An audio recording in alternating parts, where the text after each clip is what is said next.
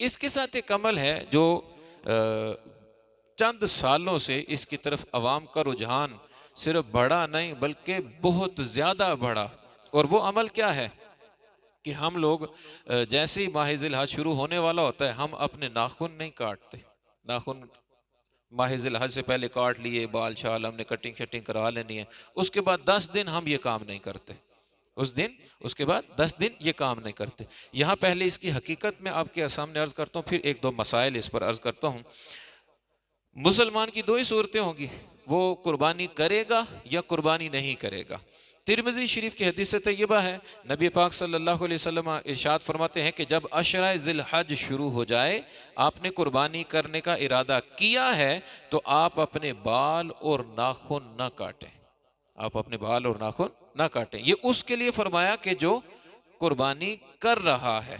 اور جبکہ دوسری حدیث ابو داؤد شریف کے اندر ہے، سرکار دو عالم صلی اللہ علیہ وسلم ارشاد فرماتے ہیں کہ جو شخص قربانی نہیں کر سکتا، جو شخص قربانی نہیں کر سکتا تو حضور نے فرمایا اسے چاہیے کہ وہ اپنے بال، اپنے ناخن نہ کاٹے، اپنی مونچھیں وہ نہ تراشے، اپنے منہ زیر ناف جو ہماری صفائی ہے وہ نہ کرے۔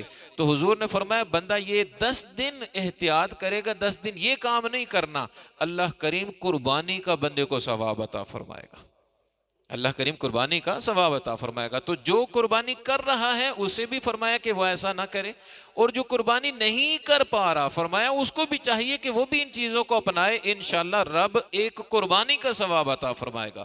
لیکن اس پر مسئلہ یاد رکھیے گا کہ یہ حضور نے آرڈر نہیں دیا، حضور نے فرمایا کہ اچھا یہ ہے کہ بندہ اس طرح نہ کرے، تو اس کو علماء کہتے ہیں یہ ہے مستحب۔ یہ کیا ہے؟ مستحب۔ مستحب کا مطلب کہ اگر ہم ان 10 دنوں میں ایسا نہیں کرتے کہ ہم بال نہیں کٹواتے، ہم ناخن نہیں کاٹتے، تو یہ مستحب ہے، ثواب ہے، کیا تو انشاءاللہ رب کریم ثواب عطا فرمائے گا۔ لیکن اگر کوئی نہیں کرتا تو کسی قسم کا گناہ نہیں ہوگا۔ اگر کوئی بندہ یہ عمل نہیں کرتا تو کسی قسم کا گناہ نہیں ہوگا۔ مثال لے لیں، امام صاحب کو دیکھ لیا کہ امام صاحب نے یہ مسئلہ تو بتایا، لیکن ہم نے دیکھا دوسرے دن امام صاحب خود جناب نائی کے پاس بیٹھے ہوئے کٹنگ کرا رہے ہیں، اب ہم کہیں لو جی دستے ہے رہے سی تھی آپ تو کو آپ عمل نہیں کر دے۔ بھئی مستحب ہے۔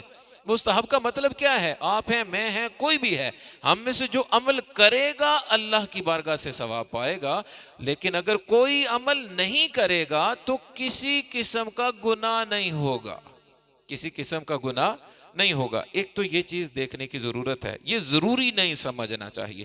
اور دوسرا ایک کل مسئلہ بھی پوچھا گیا تھا کہ عوام میں اس طرح بھی تھوڑا سا کوئی سوچ چل رہی ہے کہ ان 10 دنوں میں جہاں ہم نے ناخن نہیں کاٹنے، جہاں ہم نے بال نہیں تراشنے، اس کے علاوہ باقی چیزیں بھی ہم روک دیتے ہیں کہ اگر وہ شادی شدہ ہیں تو اب ازدواجی تعلقات یا اس طرح کی باقی چیزیں ان سے بھی رک جاتے ہیں۔ تو یاد رکھیے گا حدیث میں صرف ناخن اور بال کاٹنے کی بات آئی ہے، اس کے علاوہ کسی کام سے نہیں روکا گیا۔